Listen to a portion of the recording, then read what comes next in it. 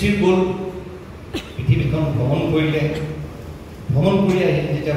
ভগৱান শ্ৰীকৃষ্ণক সুধিলে কি দেখিলে তেতিয়া ক'লে যে মই আটাইতকৈ আচৰিত হ'বলগীয়া বস্তু কি দেখিলা মোক সেইটো কোৱাচোন মই গছ লতা বন ইত্যাদি এইবিলাক দেখিলা সেই কথা মই মানুহ দেখিলোঁ সভ্যতা দেখিলোঁ সেইবিলাক জানিব বিচৰা নাই তুমি কি এনেধৰণৰ বস্তু দেখিলা যোনটো বস্তু তোমাক একেবাৰে তুমি আচৰিত হৈ গ'লা বোলে মই প্ৰথমতে দেখিলোঁ আচৰিত হ'বলগীয়া যে এটা অদ্ভুত ধৰণৰ চৰাই সেই চৰাইটোত সম্পূৰ্ণ ভাগৱতখন লিখা আছে ভগৱানৰ নাম লিখা আছে কিন্তু সেই ভগৱানৰ নাম লিখা চৰাইটোৱে এটা বেলেগ এটা পশু এটা ভক্ষণ কৰি আছে মৰি থকা পশু এটা ভক্ষণ কৰি আছে বোলে এৰা কলিযুগত তেনেকুৱাই হ'ব কলিযুগত মানুহে চাৰিওপিনে নিজকে ভাল দেখুৱাবলৈ গৈ নিজকে এনেকুৱা ধৰণৰ গামোচাত হৰিনাম লিখি পিন্ধিব কিন্তু প্ৰকৃততে সমাজখনৰ বিৰুদ্ধে বা সমাজখনৰ বাবে বেয়া কাম কৰিব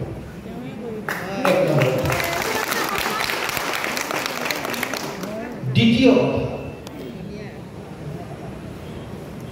ভীম আহিলে বোলে যোৱা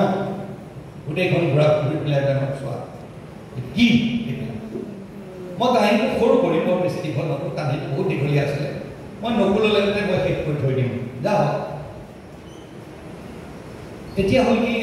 বোলে তুমি কি দেখিলা বোলে মই দেখিলোঁ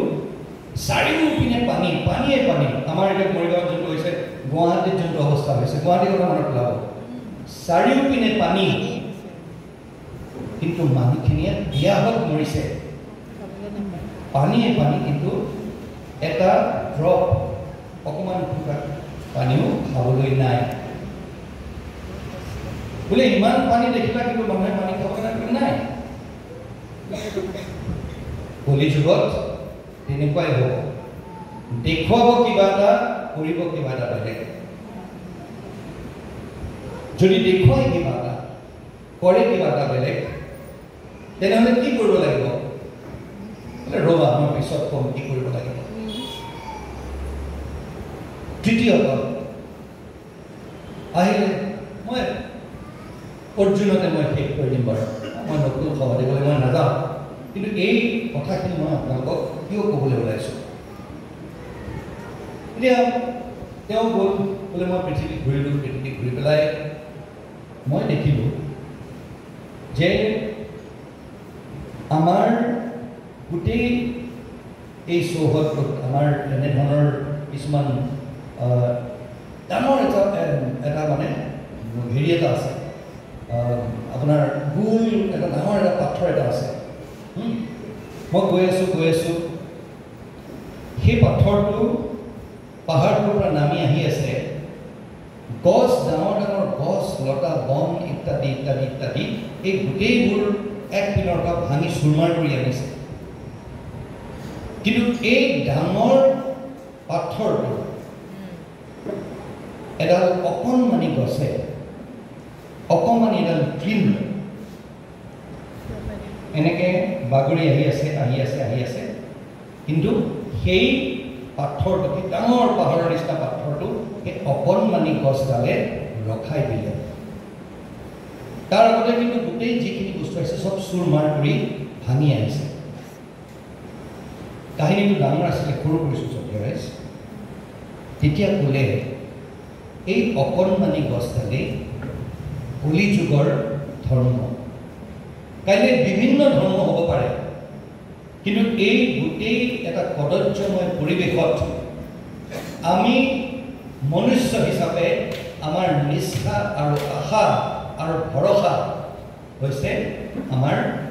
ওপৰত থকাজনৰ প্ৰতি যোন ঈশ্বৰ হওক আল্লাহ হওক যোনেই হওক সেইজনৰ ওপৰত যদি আমাৰ অগাধ বিশ্বাস থাকে এই গছডাল অকণমানি গছডালে হৈছে ধৰ্ম আৰু আজি ইয়াত আমি এনেধৰণৰ এটা কদৰ্যময় পৰিৱেশ যোনটো চাৰিওপিনে এটা বিশৃংখলতাৰ সৃষ্টি হৈছে আজি ইয়াত আমি একত্ৰিত হৈ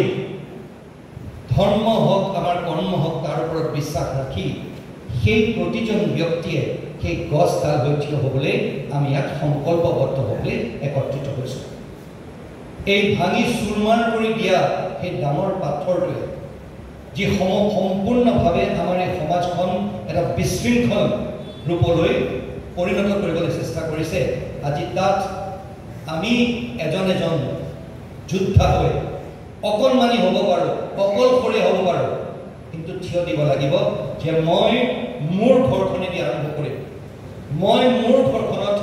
নায়ক হিচাপে, মোৰ এগৰাকী আই মাতৃ হিচাপে প্ৰথমতে ল'ৰা ছোৱালীখিনিক গঢ় মই দিম। আজি মোৰ ল'ৰা ছোৱালীৰ ক্ষেত্ৰত আৰম্ভ কৰোঁ শ্ৰদ্ধেয় ৰাইজ, আমাৰ নিজৰ ঘৰখন দি। আৰু সেই ঘৰখনত যদি আমি সেই শিক্ষা ভালকৈ দিব পাৰোঁ, আমি যদি সৰুৰে পৰা যি আমাৰ আচাৰ ব্যৱহাৰ যি হয়, আজি যদি ঘৰত মই ৰেগুলাৰ বহি পেলাই মই মদ খাবলৈ হয়, মই ঘৰত বহি যদি এনেকৈ চোখা তাম্বাকু মাৰিবলৈ হয়, মোৰ অকণমানি শিশুটোৱে সেই বস্তুটোৱে শিকিব। আজি যদি মই বেয়া মাত মাতিবলৈ হয়, মোৰ অকণমানি শিশুটোৱে সেইটোৱে শিকিব, যিহেতুকে পিতৃ আৰু মাতৃ তেওঁৰ বাবে মডেল। প্ৰথম অনুকৰণ আমি আমাৰ পিতৃ আৰু মাতৃক আমি কৰোঁ। তাৰ বাবে শ্ৰদ্ধেয় ৰাইজ, মই ডাঙৰ ডাঙৰ কথা নকওঁ। হেলমেট পিন্ধিব লাগিব, ড্ৰাগছ খাব নালাগিব, পৰীক্ষাত কপি কৰিব নালাগিব, এই বেয়া কাম আমি সকলোৱে জানো। কিন্তু আৰম্ভ কৰিব লাগিব মই মোৰ ঘৰত। মোৰ নতুন প্ৰজন্মক যাক মই জন্ম দিছোঁ, আজি মই এজন উদাহৰণস্বৰূপ যদি মই হয় নকৰোঁ, মোৰ আচাৰ ব্যৱহাৰে যদি মোৰ ল'ৰা ছোৱালীয়ে এইখিনি কথা শিকে, তেতিয়াহ'লে কাইলৈ নতুন প্ৰজন্মক আমি সেই তেনেধৰণেই কৰিম। তাৰ বাবে শ্ৰদ্ধেয় ৰাইজ, মোৰ বক্তব্য বেছি দীঘলীয়া নকৰি আজি মহাভাৰতৰ সেই উদাহৰণটো দি মই এষাৰ কথাই ক'ব বিচাৰোঁ